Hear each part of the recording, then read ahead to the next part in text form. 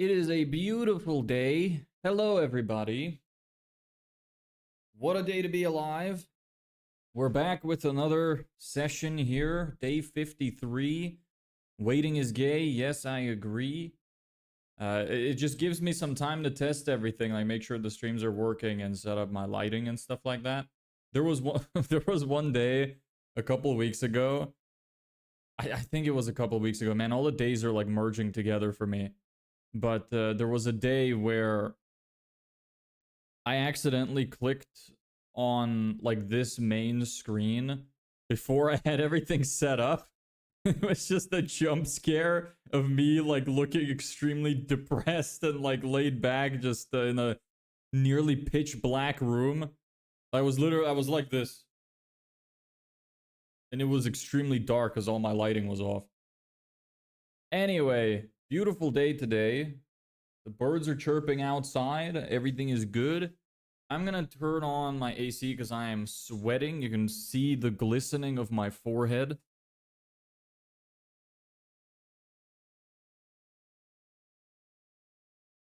That should help out.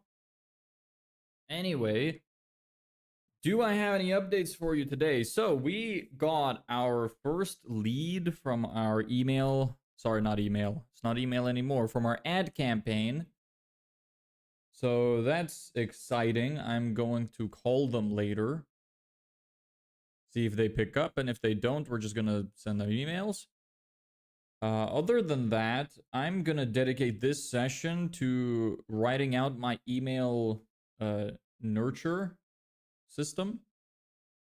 So the people who come in from the ads, who opt in, will get loads of emails sent to them every day until they either buy or die. So we need to set up a lot of emails, give them a lot of value, build up a lot of trust.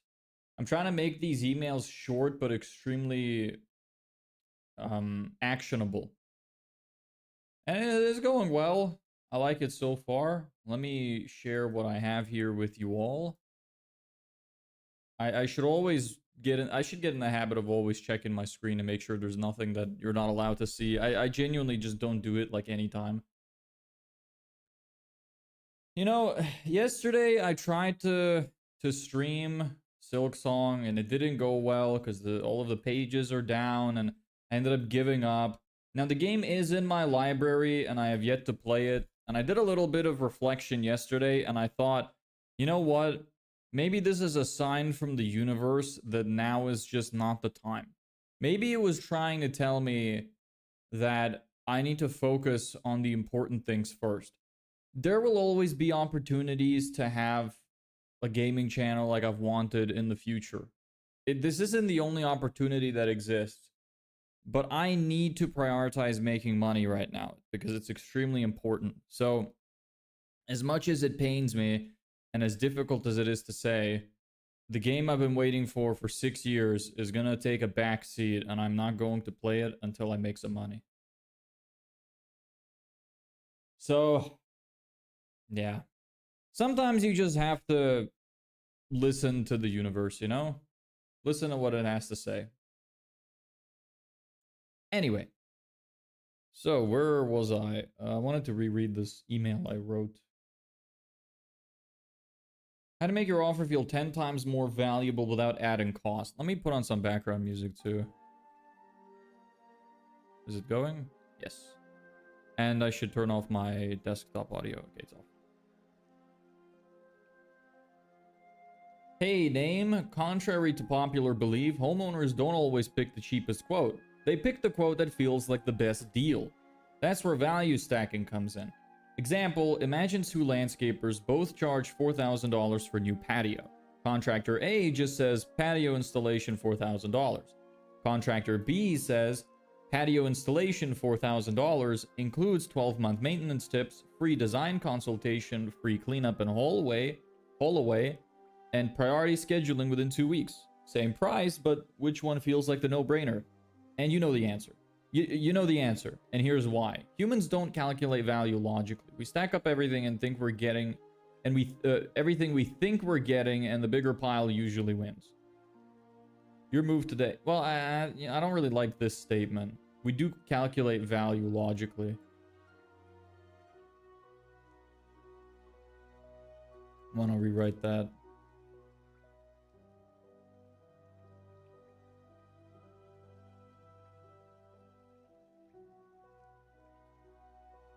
I don't even think I need this here, to be honest.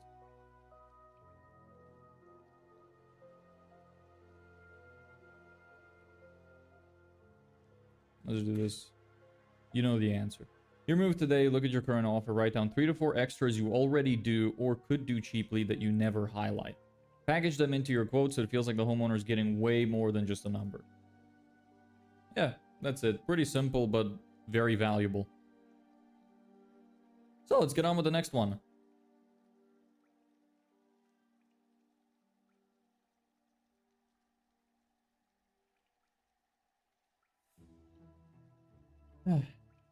How's everybody today? Ella Beck, what have you been up to?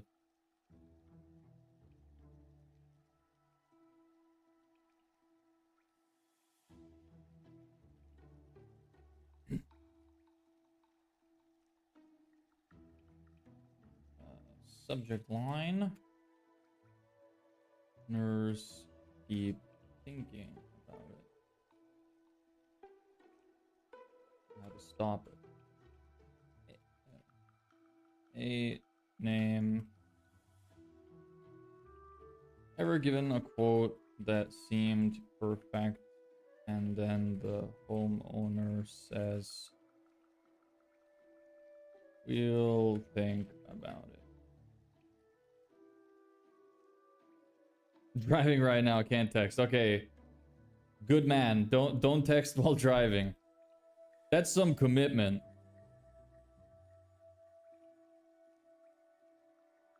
Translation. We'll forget about it. Problem isn't always your price. It's a lack of urgency. Owners delay decisions because there's a consequence for waiting.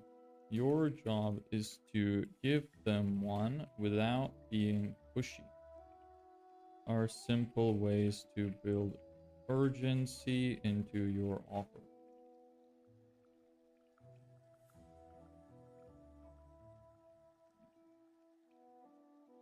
Limited scheduling spots.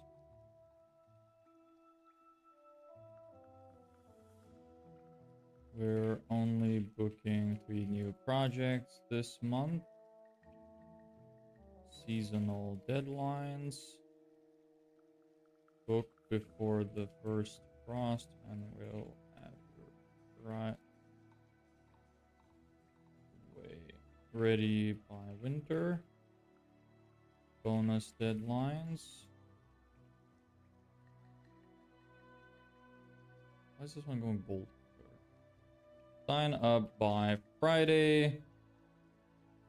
And you'll also get our money saver checklist.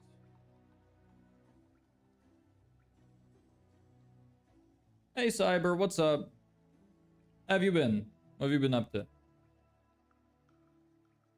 The key urgency should feel real. If you use it honestly, it stops people from dragging their feet and makes your offer feel twice as valuable.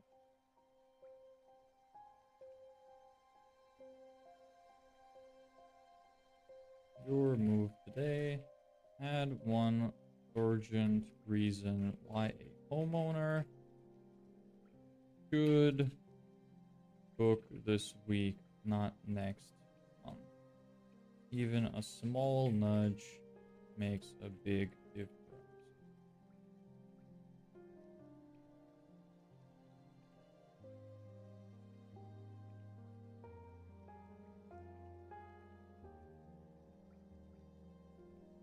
PS want me to walk you through how to build offers that not only look irresistible, but also make homeowners act fast.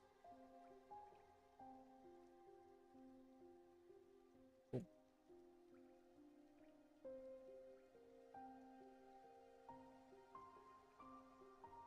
Fast. Feel free to reach out here.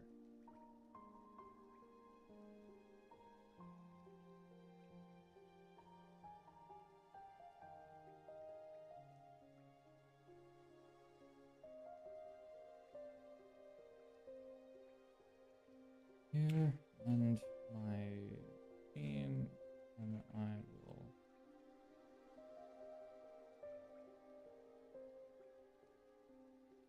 Want me to walk you through how to build offers that not only look irresistible but also make homeowners act fast? Go here and we'll do exactly what to do. My downfall happening now. I left my old team. Also, my YouTube views are dropping too much because I applied a new video format. I wouldn't look at it that way. It's never a downfall. Look, your life is pretty much determined from your own perspective. You can look at it as a minor setback, but look at it on the grander scale. You know, one step back, two steps forward. As long as you always, you know, look towards the positives, your life is going to be much better. Hey, yo, Nate, what's up? Returning Hangman champion here. My downfall yeah, okay, I just read that. What you writing? I'm writing an email nurture system that we're going to be using to send emails to people who opt in from our ad. We got our first submission yesterday, so I figured I need to have this prepared, so I'm doing that. Go to ATM for money to pay gravel guy. Nice. How much gravel guy cost?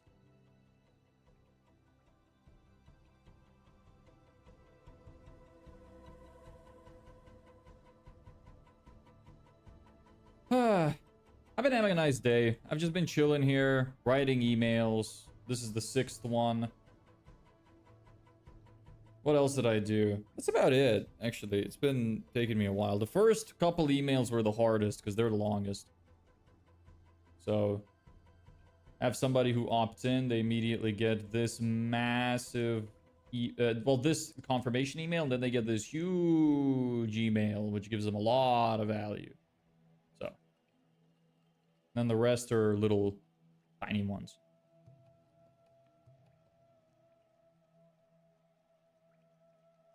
New submission, that's good. Yeah, it's nice. I'm gonna call him up later, because in my submission thing, I take phone numbers.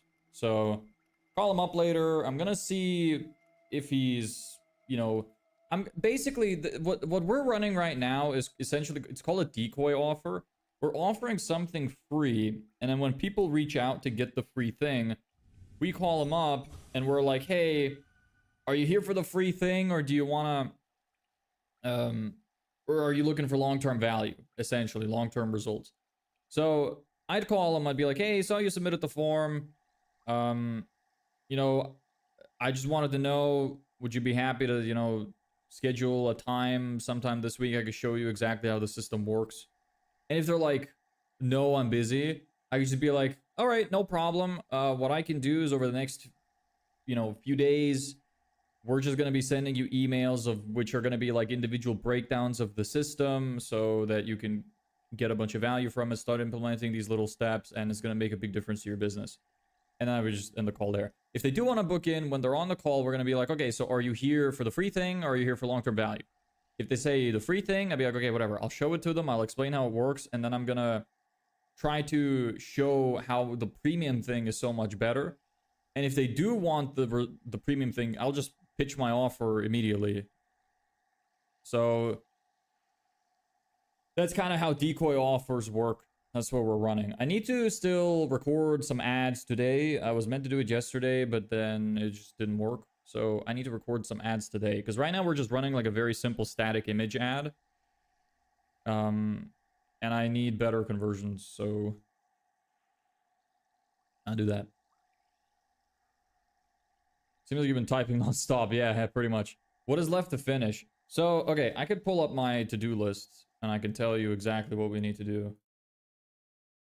I need to write more ads and add angles, because the most important thing right now is how do we get the most amount of people to book in. So, I need to make a lot of ads, test many different headlines, and see which one converts best so we could utilize our budget best. Best thing in advertising is testing. So that's priority right now. The next thing is creating value documents and trainings, which is what we're doing right now. And I was also thinking of bringing people to a video sales letter instead, so that they get some like video to watch at the beginning, and then we can send them emails as well. So for some people who prefer video formats, would consume the video format, and people who prefer reading would read the emails, and it just increases the chances of them booking in even more. That's another thing I was thinking of doing, but that's not like super priority.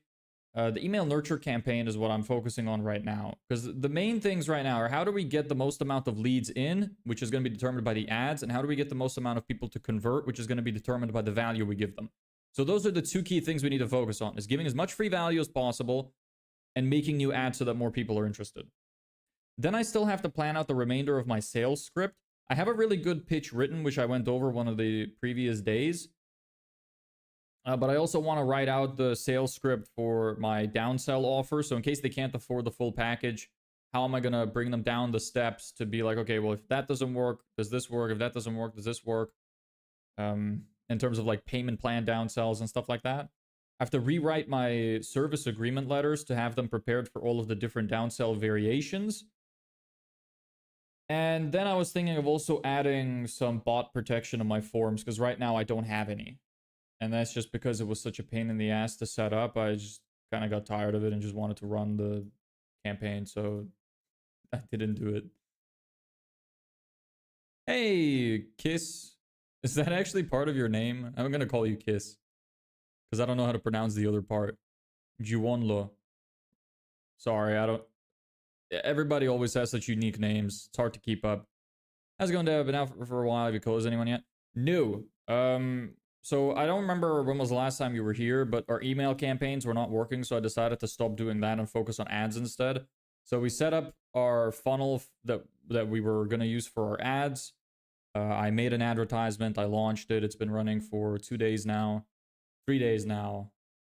I uploaded it like in the evening on one of the days. And it took a bit to get published because they needed to review it. So it's been like officially running for like 2 days. So that's that. So I need to record more ads. We got our first submission yesterday.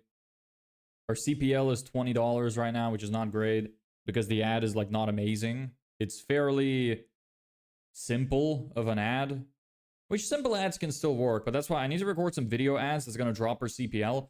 And for anyone who doesn't know, that's cost per lead. So anybody who's interested in the service who opts in as a lead. I want to make some video ads to drop that a little bit, but even without that, $20 CPM is still better than what we had before, and this is for somebody who's actually interested in the thing that we're providing. Whereas with emails, we're a lot more intrusive. So it's still like a million times better than the email campaign that we ran, and literally it's like the simplest ad you could come up with. I can show you actually. I haven't shown you the ad. I was originally going to launch immediately with a video ad, but I had to re-record it, so I just ended up launching with a static image ad. But let me show you. Where is it is a good question. Here. Let me show you. 1 sec.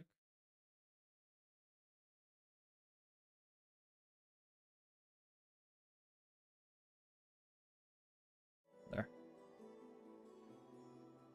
Home service business owners learn how to get 10 plus appointments every 30 days with customers who show up on time, actually want to buy, aren't a headache to work with, for free. Click learn more to get your full blueprint. Pretty simple ad. So nothing too special, but to build up that trust, I want to do more like video ads of just like UGC kind of video ads. So just face to face to the camera, because then people can see your personality. They can see how genuine you are and stuff like that. So I want to do that. And that's gonna drop our CPL. It's also like still in the testing phase. It's only been running for 2 days, so it's gonna take a little bit for it to stabilize regardless. But just to show you that you really don't need a super fancy ad to get people to click. It's not extremely difficult. And I don't have a lot of questions on my funnel. I just have like two. I think it's like, what were they? What's your biggest struggle right now? And there's like 6 options, which are like not enough leads or too many time wasters or whatever. And then the second question is, when do you want to solve this problem? And it says immediately, in the next few weeks, or a few months later. And then I have them submit their contact details. So it's pretty simple. The questions are just there to kind of weed out people who are just there for the free thing. So once they see questions, usually people were just like, I don't want to do this. So I didn't add too many. But then as we start to get leads who are like not very good or waste our time, then we can start putting more filters into place and start adding more questions. Because the biggest issue right now we have is lead flow. So we want to get as many leads in as we can. And then once we have a lot of leads coming in, we want to start putting filters in place to remove the ones that we don't want. Today I lost 2K, sad life. Yeah, unlucky. It happens. Is all you do trade? Is that like your main source of income? You can get results as long as you know your target audience really well. Yeah, exactly. I've been spending some time researching on home services and whatnot, so I'm trying to make everything very specific to them. Same with all of these emails that we're writing. I'm talking about like, well, here's why free quotes don't sell, which is a very common problem, and everybody knows that everybody almost submits free quotes. It's like, well, how do I make the quotes better? So it's, it's a catchy headline for them, and there's a bunch like that. But yeah.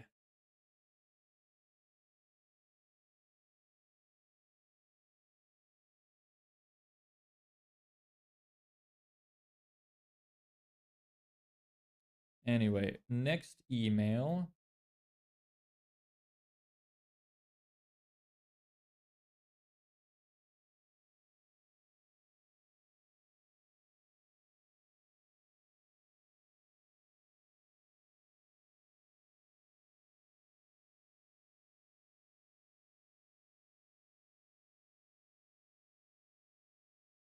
If I can make trade AI, I would copy the top 5 wealthiest politicians in stock.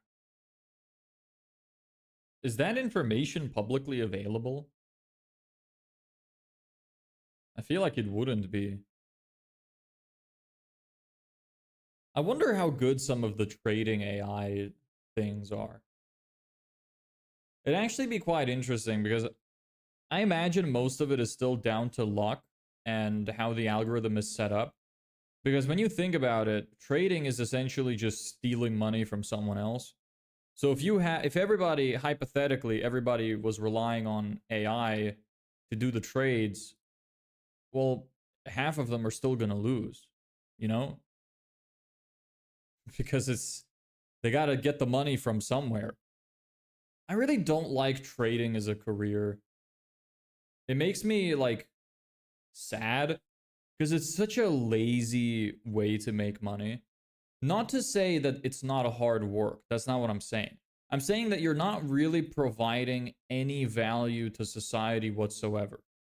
You're sitting there and analyzing information online and doing research to make sure that you can take money from somebody else more effectively without giving anything in return. That's what kind of makes me sad about it.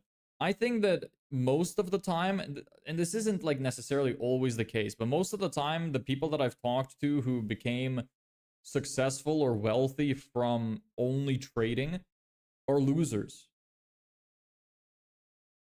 All it takes is a search engine. What are you referring to? Like for finding the information of the politicians' stock trades? You think it'd be that easy?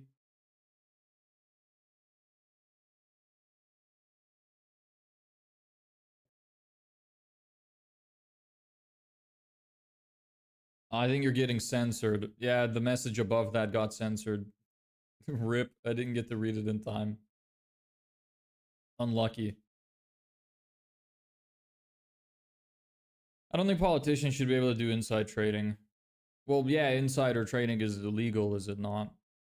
But when you make the laws, who's to tell you not to do it? Yeah. Well, if that's the case, why not just make an AI off of that, like what Ella Beck said? They already have two on Twitch. Two what? What's how you frame it? I won't call trading stealing. Well, it's not like stealing in the sense of like you're literally robbing somebody. But the only way that you can make money is if somebody else loses money. So in a sense, it is kind of stealing because you're just taking money from someone else and give nothing in return. Isn't that kind of what stealing is? You take something from somebody else and you give them nothing in return. Whereas having a business, you provide value, so you take from them and give them something they want in exchange. With trading, you just take. So I think it's more equivalent to stealing than anything else would be. It's legal stealing. Two AIs trained on US politicians, they're not good. I mean, I wouldn't imagine they would be. I really think that AI or anything like that can't game the system. Because once it would start gaming the system, even in like a slight percentage, I think it would still just be completely luck based. Like you'd have to just hope for the best that it works. Stealing is without consent. That's fair. I guess people are giving you consent to take the money if they fail, in a way. But I still think it's fairly close. Like, my biggest issue with it is that you're not giving anybody anything in society. You're making money for no reason. Like, I think that trading is worse than even being something like a YouTuber. Because when you're a YouTuber and you make money off of like ad roll, at least you're providing people with entertainment. With trading, you literally provide help to nobody. It is a completely selfish trade. As in the, like, you know what I mean.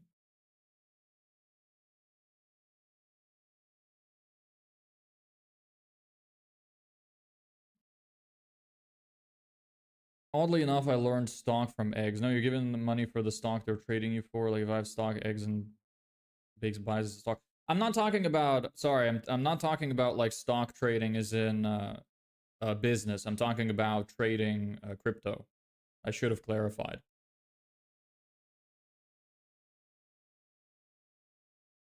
I meant crypto trading. With stock, it's like a little different because you can qualify for dividends. So it's like you are literally paying to get something in return that you are guaranteed to have. Well, not guaranteed, but the idea is that if the company performs well, they would pay out dividends for the amount of stock you own. You own.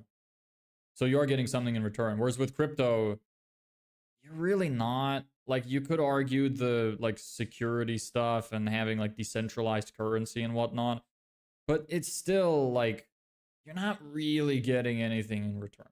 You're just taking from someone else. It's like a very large game of rock paper scissors, but also matters when you play rock paper scissors. Yeah. Again, like I think that stock trading is still similar, but it's not as bad as crypto trading. Crypto trading is actually like useless. Well, most of it at least is. Like I can make a case for something like Bitcoin. Like I said, I think that decentralized currency has its uses and whatnot. And I know that there's different cryptos which do different things.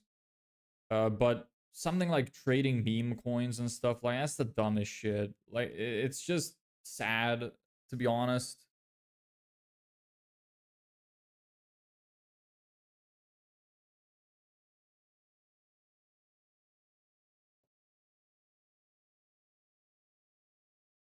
Anyway.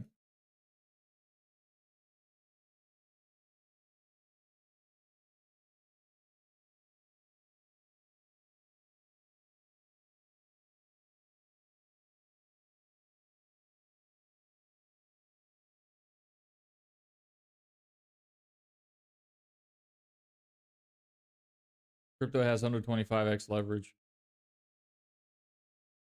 I don't remember all the terminology. I thought leverage was when you are able to like take um isn't leverage when you're able to take like use more money than you have? I don't remember all of the terms anymore. It's been a long time since I looked into this stuff.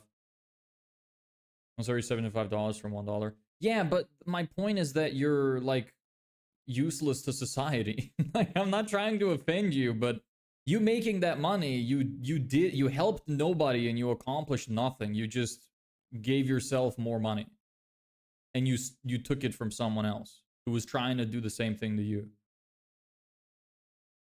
Like, isn't that kind of a sad way to live? I don't really like people who just care about making money. I think that the world would be a better place if everybody tried to help others.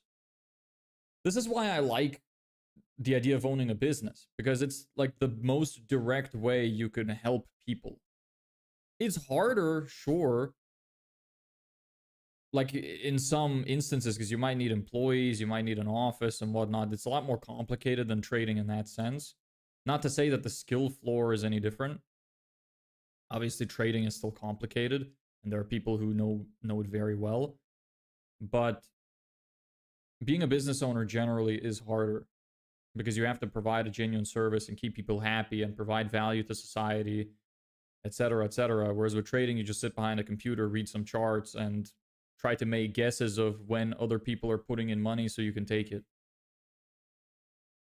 Once you start making money, hard to go back to a regular job. Yeah, like I agree. I'm not trying to say that you're an evil person or anything. I get it. I understand that it's when it starts to work, it's just an easy way to make money and it's good. But I think that it's really important for these kind of people to try and figure out a different thing to do with their money. Because like I said, I've talked to some people who got rich off crypto and they're like just complete degenerates. They're useless, they're losers. They don't have anything going for them except the money that they have. They spend all of their days indoors. They're complete nerds. Nobody likes them. They don't work out. They eat junk food. No women find them attractive. They don't have anything interesting to talk about because they've never done anything. Like, they're still just losers. They just have money. So it's really important that if you're going to live that kind of lifestyle, you need to either figure out a way that you could use the money for good, or you need to make sure you constantly keep working on yourself, and preferably you do both of those things. Otherwise, you're going to be depressed, even if you have a lot of money. I gotcha. Yeah, I don't get buying Ethereum ones and zeros. I don't know how you prove that to someone. I understand crypto buying and blockchains create a currency, but it doesn't make sense. Buying crypto feels a lot like people buying dreams while they sleep. I get some of the crypto, like I said, but I don't get meme coins at all, because meme coins are literally just, it's like gambling. You just hope that you get to pull out at the right time and fuck over someone else, and there's no real perceived value that you would get from holding the coins most of the time. So it's just gambling, basically. It's more complicated gambling, where like you are really the only one to blame if you lose. I guess that's the good part of it, because in gambling, you know it's rigged against you. And I mean, don't get me wrong, sometimes in crypto trading, it's rigged against you as well. The amount of rug pulls that people have pulled off. So don't think you're safe there. But at the same time, like, there's usually some tells that you can use at least to make a calculated guess. Whereas with the casino, like, you know you're always at a disadvantage. There is no making up for that.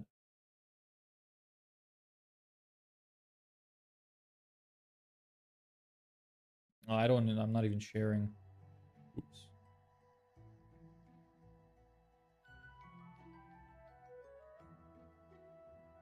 Farmers don't and shouldn't bet. The weather's already too much of a gamble.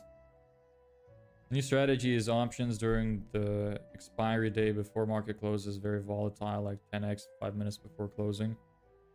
So what, but the volatility can go either way. So what are you determining when you should pull? is. You just wait for green and you pull out during the really volatile periods. Wait up until last moment, wait till it gets volatile, people trading a bunch. Once it hits green, you pull out.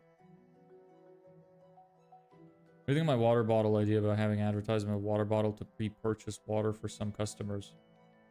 When did you mention this somewhere? Because I don't remember reading this. Water bottle idea, having advertisement of water bottle to pre-purchase water for some customers. I need to have more context for this, I think. Intuition from losing all the money. How much do you make generally? Like, I know it's not stable, but month to month, how much do you think you profit?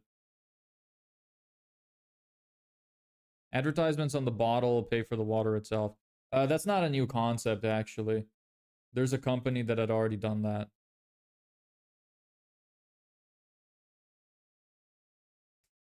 They did exactly that. They made like cartons of water and they gave it away for free, and the entire bottle is covered in advertisements. You have 10K in savings. That's not what I asked you. If you're afraid to answer, I'm assuming that you're in a net loss every month. Give me a sec. I'm going to turn off the AC.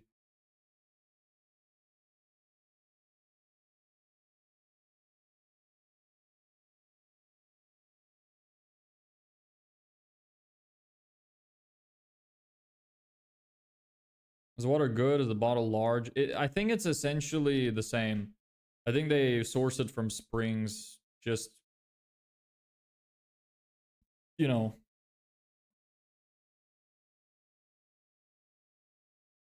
monthly varies so much. Okay, instead of monthly, where did you start and how much have you netted? So if you start, let's say you started trading with 1K and now you have 10K and you had no other source of income. Like what's the difference between where you started and where you're at right now? Doc, will you please stop appearing on my For You page every 2 seconds? I'm sorry. I have no control over that. Complain to the YouTube gods.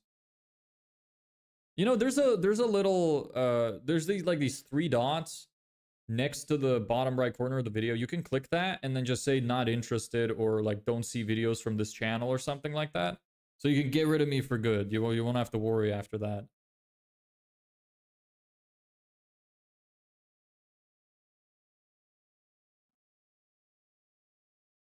It's too complicated. I'll waste money. It only works for big companies. Here's the truth. The platform is itself isn't the problem. Facebook's job is literally to put your ad in front of local homeowners. It's designed to be easy.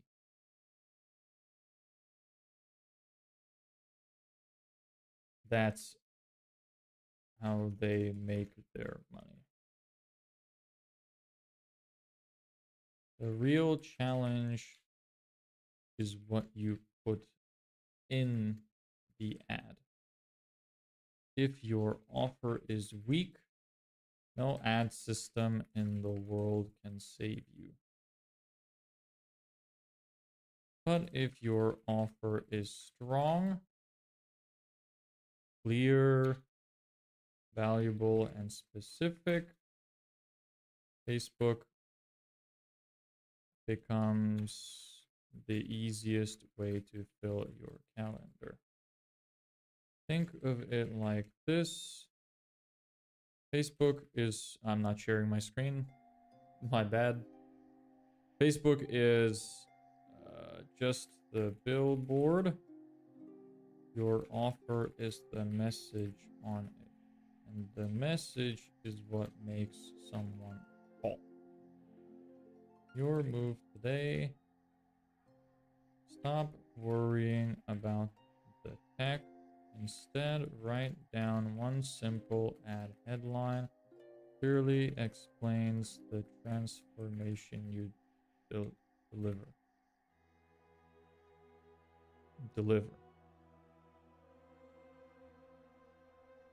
Example, get your driveway looking brand new in 7 days with a free cost breakdown included.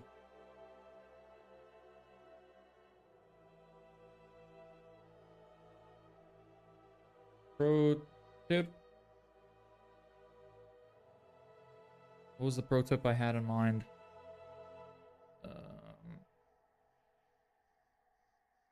Before and after photos and ads are killer.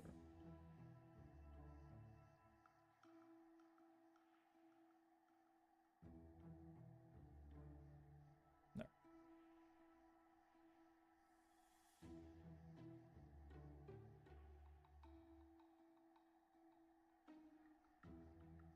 Want me to show you exactly how to run ads?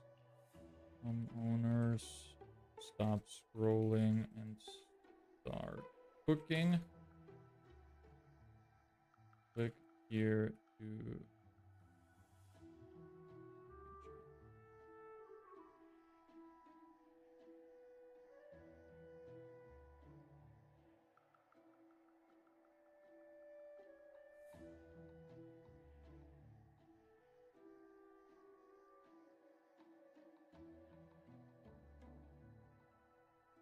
there. That's it.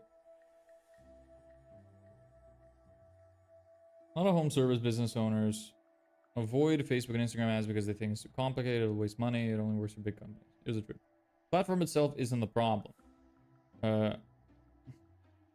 Don't let the online gurus lie to you.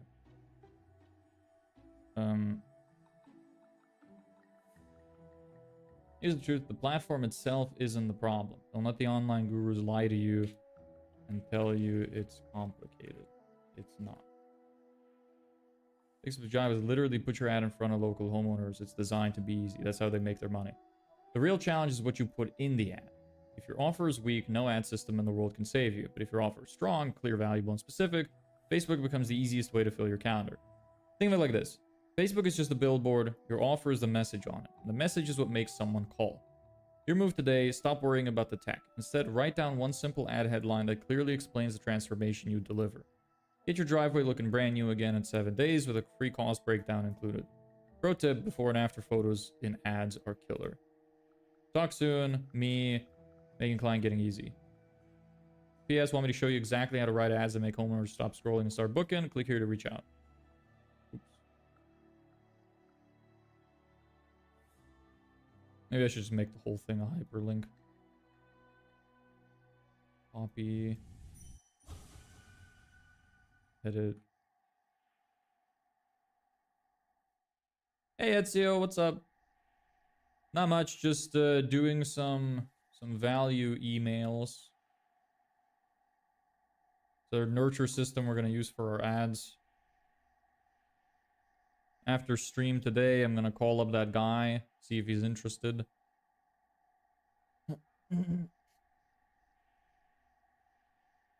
Ugh.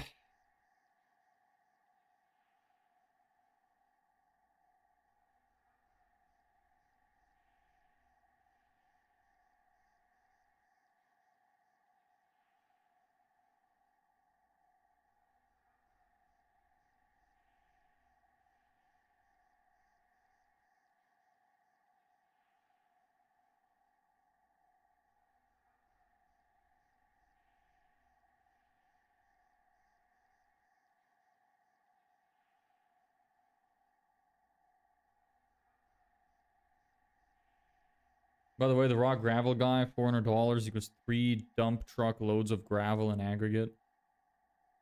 Is that expensive? Do you think that that's a lot?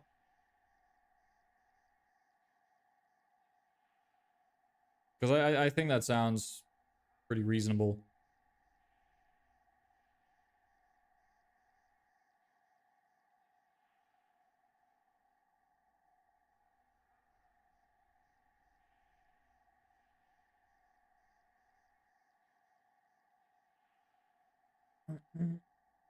No, it's pretty cheap. Yeah, I was thinking. I've never done stuff like that, but just immediately when you told me, I'm like, damn, first of all, that's a lot of weight they have to dispose, and they probably have to pay a decent amount of money for that. Then the amount of time to actually travel back and forth 3 times and hire the person, and then the truck is probably on lease as well. So it seems pretty cheap. Typically, I'd say $400 for 1.5 loads typically. Okay. Well, they need to reevaluate their business model. Being cheap is never the solution.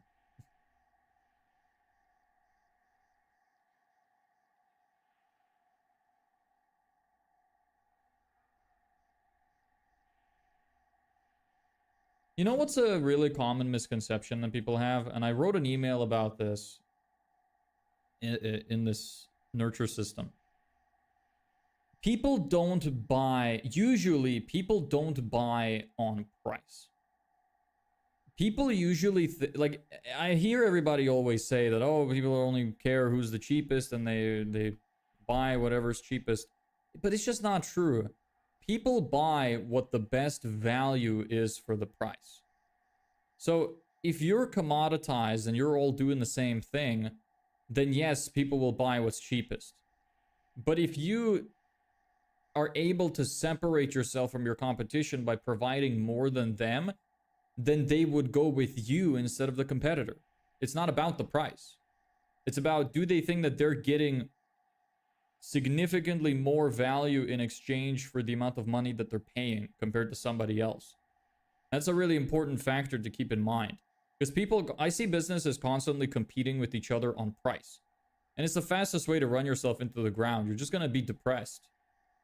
Because your margins are going to be thin, you're going to be overworked, you're going to be dealing with shittier customers, because the people who care about buying the cheapest thing possible are usually extremely shitty customers to deal with, because they have such high expectations for the amount that they put in, because each cent matters so much to them because they're poor. So you're just creating so much unnecessary headache for yourself by selling to cheap people and selling a cheap service. Most people live somewhere in the middle. There's 3 categories, right? You can either sell a lot of stuff to poor people for cheap, or sell a small amount of stuff to rich people that's expensive. But most people sit somewhere in between. They try to appeal to everybody, and that's kind of the problem, because then they start to become commoditized. You don't want to be in the middle. You want to either do one or the other, like what I mentioned. He's the only gravel company that's close by, but he's really bad with time management, and he's constantly falling through on deals. So I think he's dropped his price to get customer loyalty back. Yeah, well, that's like, he's just ruining his own business then. Because he needs to, he should have just spent some money on like a time management course or coaching program so he can get better at time management and just keep his price. People, that's another like false equivalent to, people are not going to respect you more and be more loyal to you if you drop your price. If anything, I would say that it's usually quite the contrary. That people, when you start to price yourself extremely cheap, a lot of people start to devalue what you do.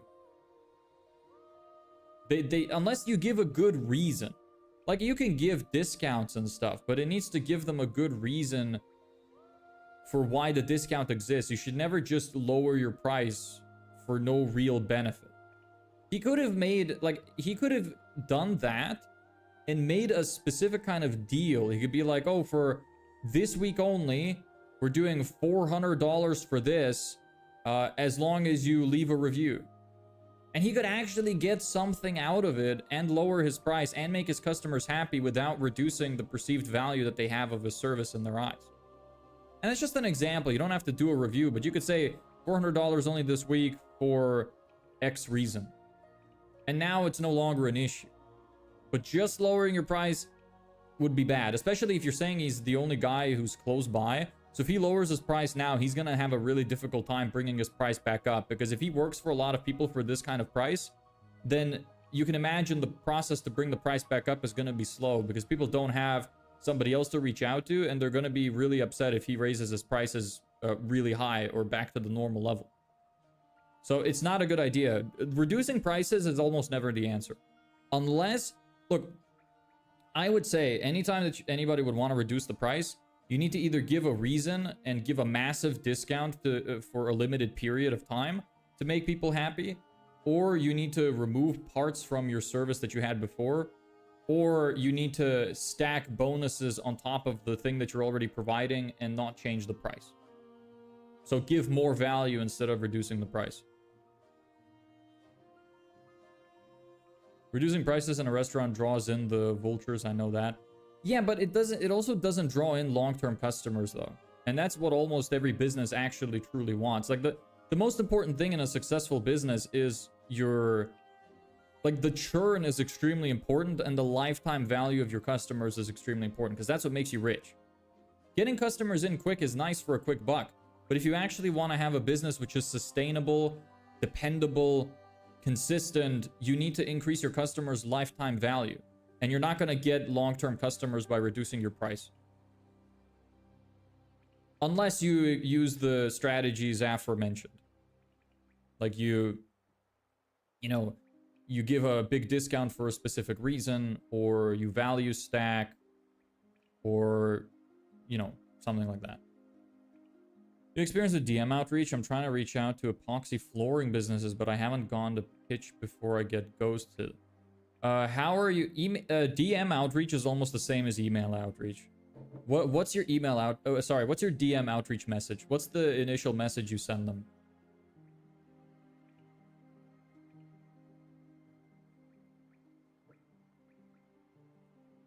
I'm gonna go get some more water. I'll be right back.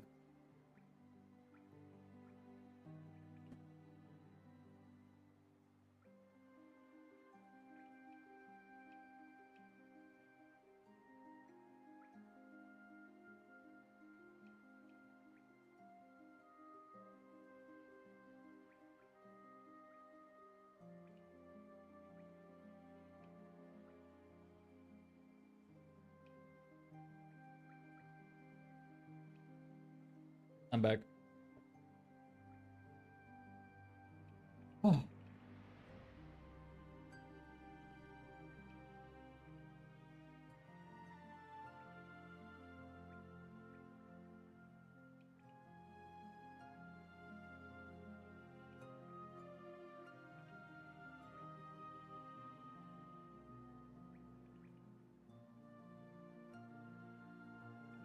Doesn't matter.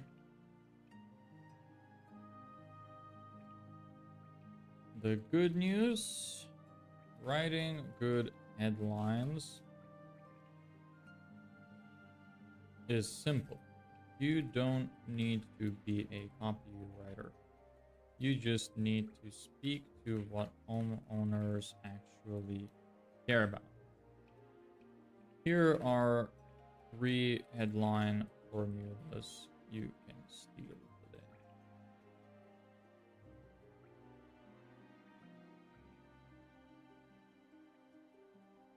I appreciate the follow. Been checking out your projects. That last flooring job looked clean. How's business in Tucson looking these days? Oh, so okay, so this is DM outreach for people who followed your page. Okay. I mean, I think it's fine. I think that's a decent message. It might come across a little bit disingenuous. Like, it's different because it's inbound, so people are following you. So it's kind of okay to try to nurture them this way. But when you say DM outreach, I imagine outbound. So if you're reaching out to people for the first time who don't know you and don't know anything about you, and in that essence, you wouldn't want to do it like this. But if it's just from people coming in, I think it's fine. I mean, how many people have you done this for? How many messages have you sent like this? And do you get no replies at all? Because another thing is you want to make sure that you avoid making conversation that seems fake. So if you're talking to them and they can sense that you're about to try to sell them something, they're gonna not want to talk to you. So you should get to the point very quickly. So if you say something like that and they respond, they're like, ah, it's doing okay. You could be like, you know, have you been looking into getting more clients perhaps? I have this free guide I could send you over. It might help you get more clients booked. And they might be like, yeah, sure. And then just send it to them. And then put them in like an email nurturer list or something. Or in the document, try to pitch, give them a lot of really good value and then try to pitch your offer. Then you would have an opportunity to, they'd have an opportunity to reach out to you if they like what you gave them. Just simple stuff like that. I follow them. Anyone that follows back, I send this to them. I do get replies, but it's in process of identifying the problem. They just stop replying. Okay, well, because you're intruding in their space. So think about it like this. You're essentially knocking on people's doors, and when they open, you're like, hey, nice house, and you try to make friendly conversation. And then after like 30 seconds, you start asking like, well, do you have any problems with your pipes? Do you have this, blah, blah? Well, now the person feels like they've been tricked because they thought that you were trying to make a genuine connection, or they might be wondering like, what does this guy want? And then they realize what it is that you want, and then they ghost you because they think that you're very disingenuous. If you're going to reach out to people who don't know anything about you, you need to be extremely clear with what you're presenting very fast, because people can sense when you're trying to sell them something. I think honestly, personally, the passive stuff really doesn't work because people aren't stupid. Like almost everybody who reaches out to me tries that strategy with me as well, and it just pisses me off. Like somebody's like, oh, I saw you do this thing, you know, nice to, you know, I do something similar, blah, blah, blah. And then they're like, hey, do you want to like buy my shit? I'm like, well, no, fuck you. I thought you were trying to actually have a conversation, maybe collaborate or something, but yeah, no, I don't think that that's a good strategy. I think that if you're gonna do it, you need to be very direct.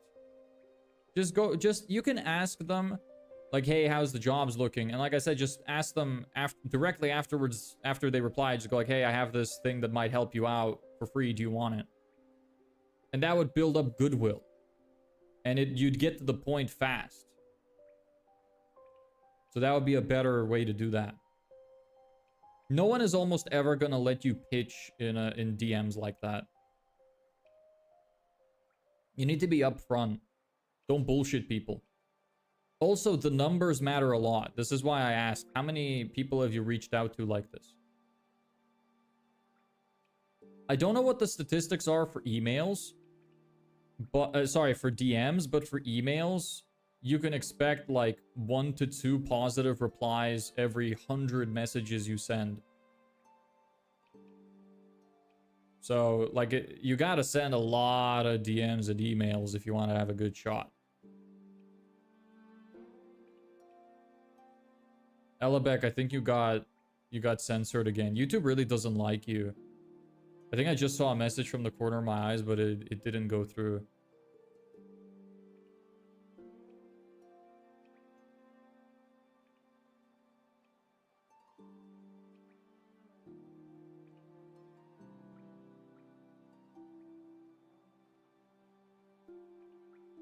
Get your patio looking brand new in just 10 days without lifting a finger. That's kind of a lame fucking thing. 2, problem solution headline. Tired of weeds and cracks in your driveway. Here's how to fix it. Here's how to fix it. Free offer headline. Free same day estimate plus design ideas to make your yard the best on the street.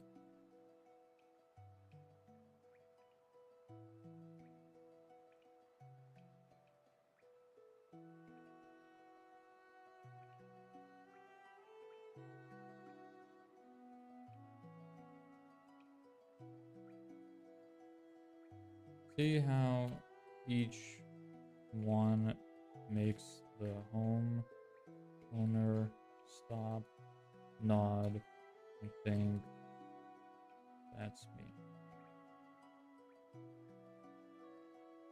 This email is not super great. I should come back to this one. I'm Scots, Irish, Protestant, American. Of course, you just don't like me.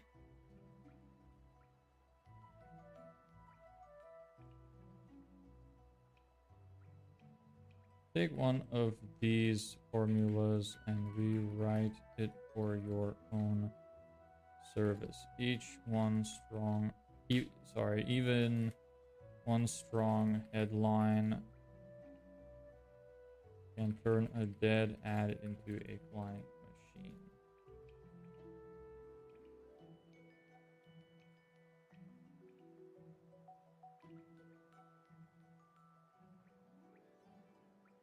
Yes, want me to help you write headlines that make people buy? Buy? Here and my team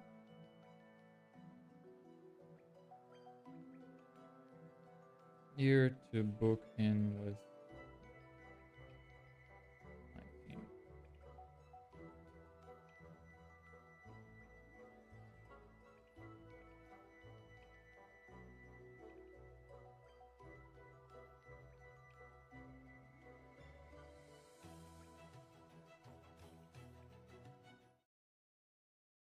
Do, do, do, do, do, do, do. Do, do, do, do, do.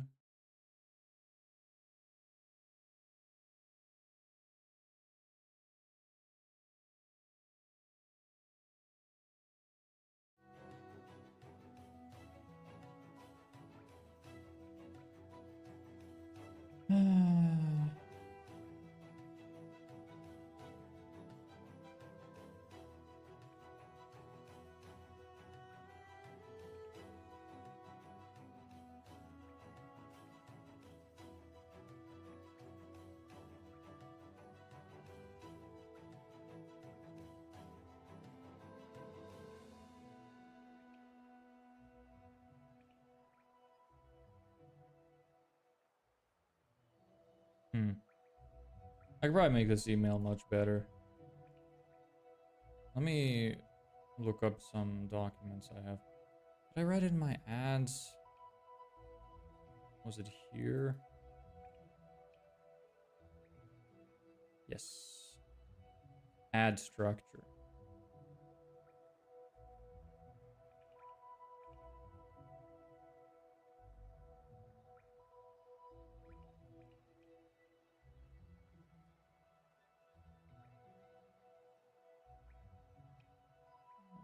There.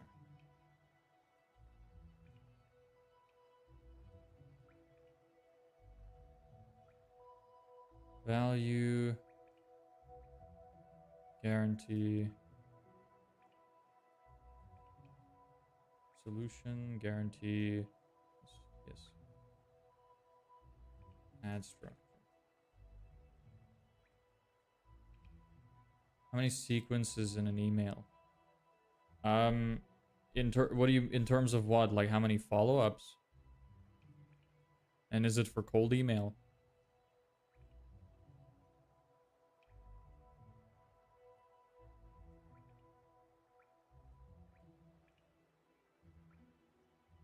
In the emails, I want to discuss every part of what makes an ad good. Is what a good structure looks like.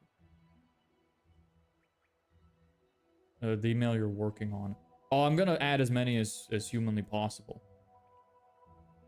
We're on email 9 right now, but the principle I have with reaching out with warm leads is you reach out till they buy or die. So ideally you never stop. Unless they tell you to fuck off. Anybody who is inbound is interested in what you're providing. So there's no reason not to keep reaching out to them and giving them value so that they trust you more.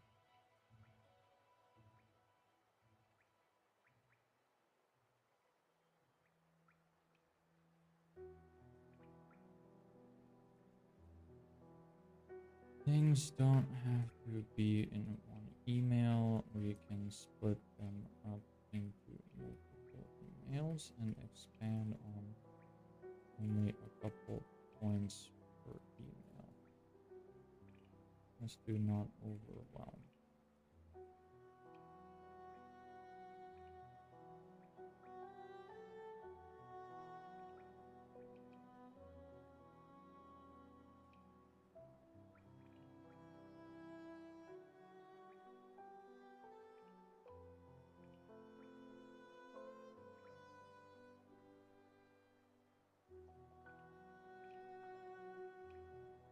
Gonna have to think about the way I want to structure this. Is that a follow-up? Yeah, essentially. It's basically when somebody opts in from my ad, I'm gonna send them this sequence, which is just designed to give them a lot of value every day so that they can implement like little simple pieces into their business and improve the results of it, and constantly remind them that they could book a call and just solve their problem that way.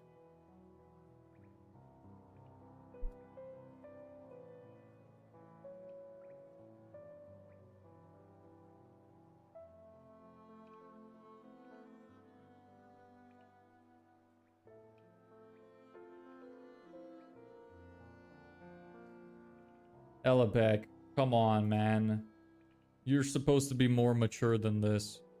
Aren't you like a million years old?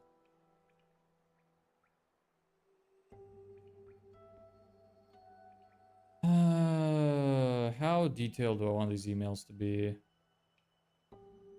I think you shouldn't send it every day, send it 3 times a week. Why? Give me a good reason.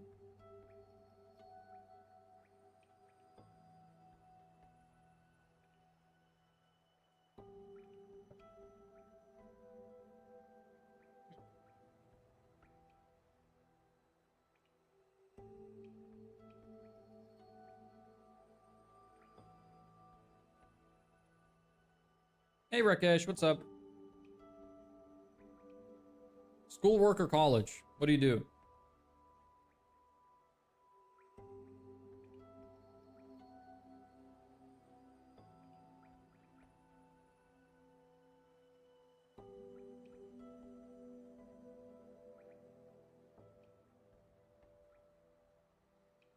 Sounds okay. Right, email 8 because headlines there.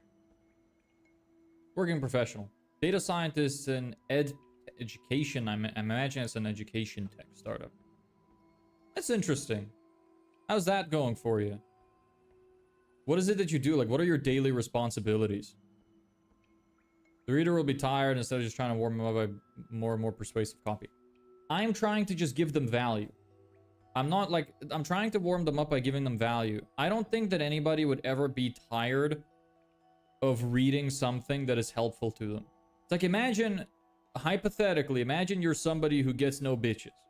And you opt in to something that's like, I'm gonna help you get a girlfriend in 30 days. And every day he sent you an email which took you 30 seconds to read and gave you one simple step that you could take to get closer to your goal. You're telling me you would get tired of seeing those emails every day?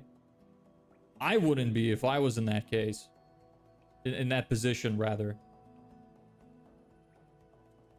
These emails are not meant to annoy people. They're meant to be digestible chunks of extremely valuable information to help somebody achieve an issue that they're struggling with. Here's another way I like to think about it. I had a professor who told me this. Said, imagine you had a extremely rare condition called glowing purple butt syndrome, right? And no matter what doctor you went to, nobody could fix you. You've tried everything. You know, you went to all sorts of doctors, gotten all sorts of medication, nothing helps. Nobody knows how to fix it. And then one day you get an email from somebody that's like, hey, do you have purple glowing butt syndrome? Watch this 2-minute video and it'll fix your problem. Or you could to apply this more to this situation, you could say, look, if you do this every day for the next 30 days, I promise it's gonna fix it. Or I'm gonna give you $1,000. You're telling me you wouldn't be, like, looking forward to those emails every day?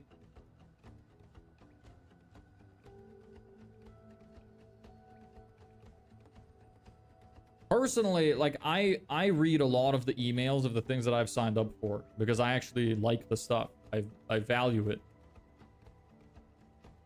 Doesn't annoy me.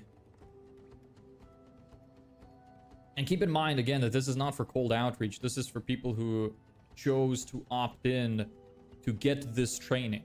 This is what they asked for. You know? So if anything, I'd be annoyed if I asked for something and they didn't give it to me. Or if it only came rarely.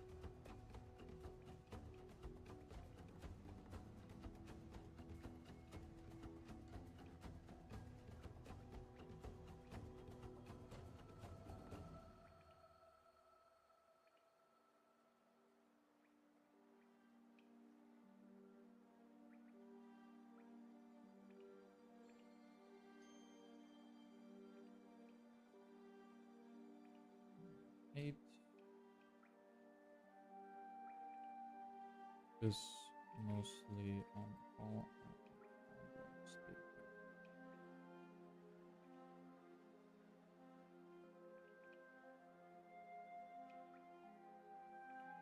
1 to rewrite email 8 to include what's in email 9 is on call out and problem statement for the headline. Yeah, nowadays a lot of promotion email look like automated. Yeah, AI generate. Yeah, I agree. And it's not even that. The thing is, promotional email is different from what I'm doing too, because this is something somebody opted in for. This is the offer. It's not an addition to something else that they wanted to opt in for. They're asking for training on this specific thing. So I'm simply providing it. I read them too every day, but the people already have a little attention span with the software that you use for emailing supports sending emails every day. I agree with you. Yeah, it does, and I will send emails every day, and like I said, they're very digestible emails. The first one is just a confirmation email. The second one is extremely long and very good detailed information, and I'm using that to weed out the people that are actually serious and not. I basically put together like a long, like 6-7 minute read email, which gives a lot of value. And then says that, hey, if you finish this, reply with done, and I'll add you to the champions list where we're going to give you better value because you're a serious business owner. So I would try to get them to show me that they're serious, which would be good for me in the future because then I would know that they would take the information more seriously.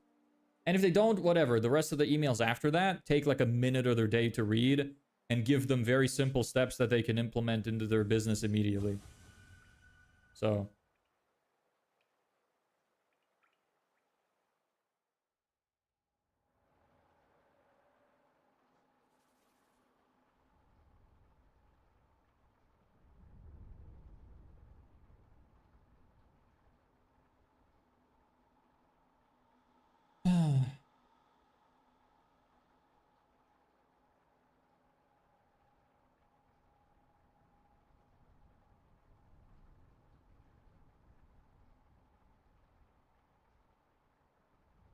I wonder if I should include everything in this part. Maybe also include agitate solution as part of this. If we complete that, because otherwise have the full structure they can use to make solid add from just that email. Might as well cover the full formula. What books do you suggest for a beginner like me? $100 million offers, leads, and money models by Alex Ramosi. Start with offers, then do leads, then do money models. Pitch Anything by Oren Klaff. Scientific Advertising by Claude Hopkins. The Psychology of Selling by Brian Tracy. Those Never Split the Difference as well. Those will really put you in good standing.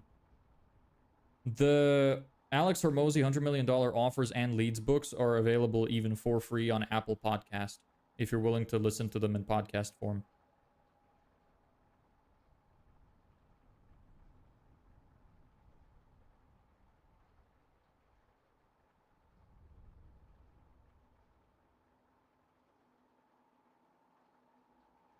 I'm actually gonna rewrite this.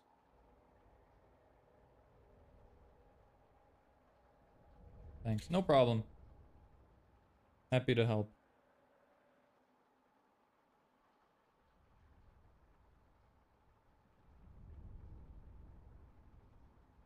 The simple formula behind ads that actually work.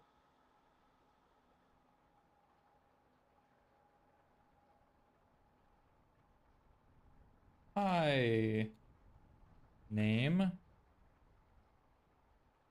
Most ads fail because they're vague.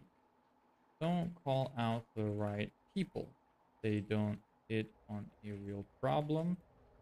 And they definitely don't show why a homeowner should act. Here's the fix. Use the simple pass formula. Problem, agitate, solve. Let's break it down.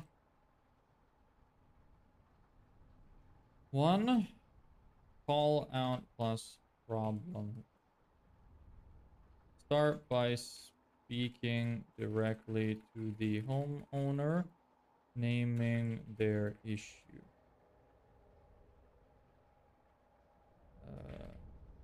Dublin homeowners with cracked driveways, tired of weeds and stains making your home look neglected.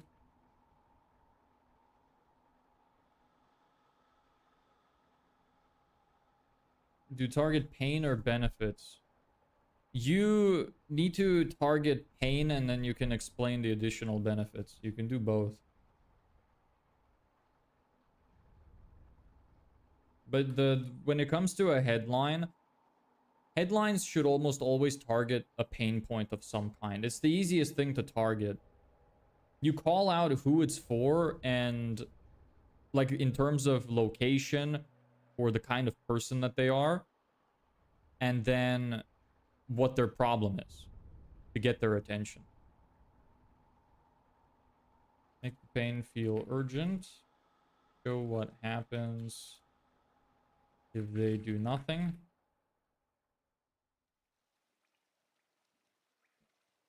Every pull in, it's a reminder that your home looks older than it really is. Those cracks only get worse with time. Solution. Paint the dream outcome. Show how fast and easy it can be with you.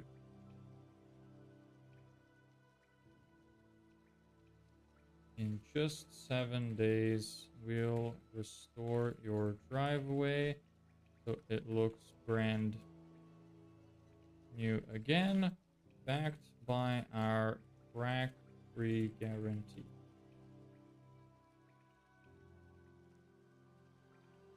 These 3 together, and you've got an ad that makes people stop scrolling and think, that's me, I need this fixed.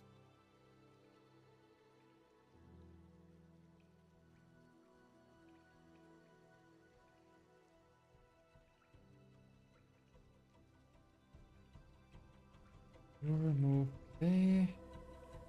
Take one of your current ads.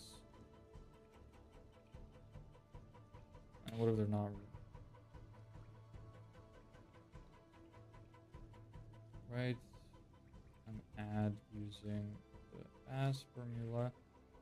Out the homeowner, highlight the pane, and then show them the outcome you deliver.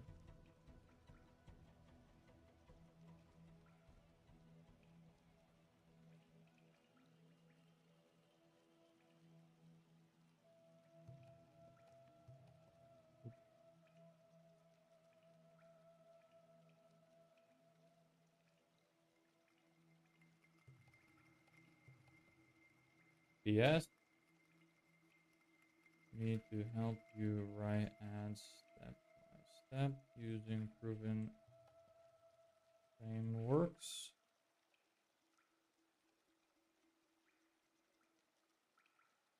So homeowners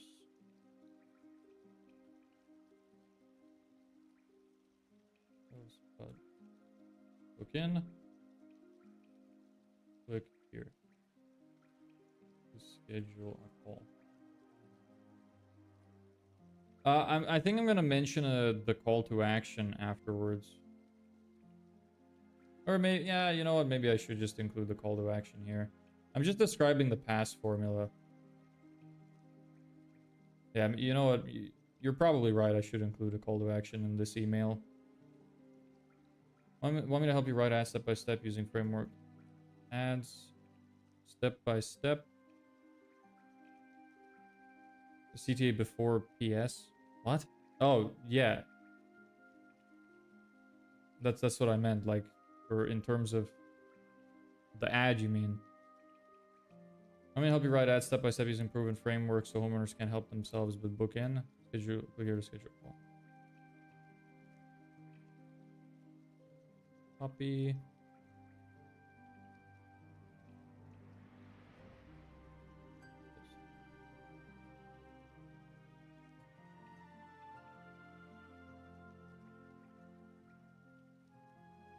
Should I include this here? How am I gonna structure this? What are the next emails gonna be?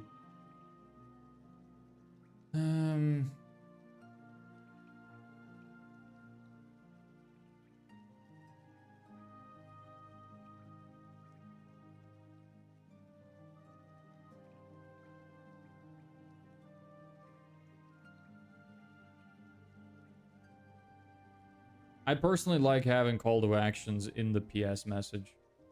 That's just how I do it. It's a personal preference thing. I could add some kind of urgency. Yeah.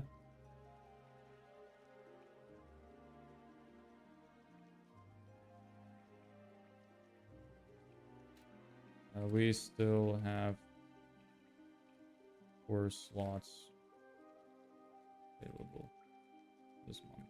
Something like that.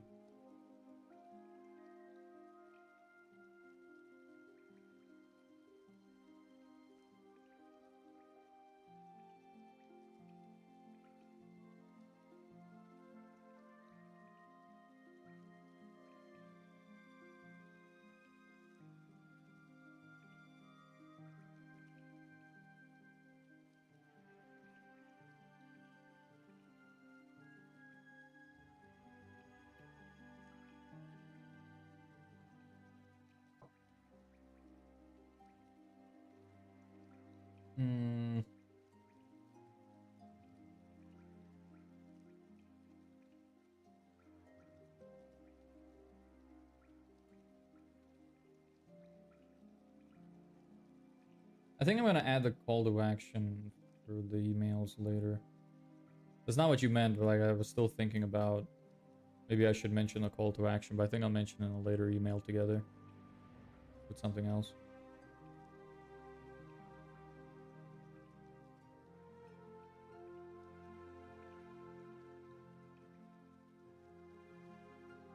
It's so fucking hot. You know what? It's been an hour and a half.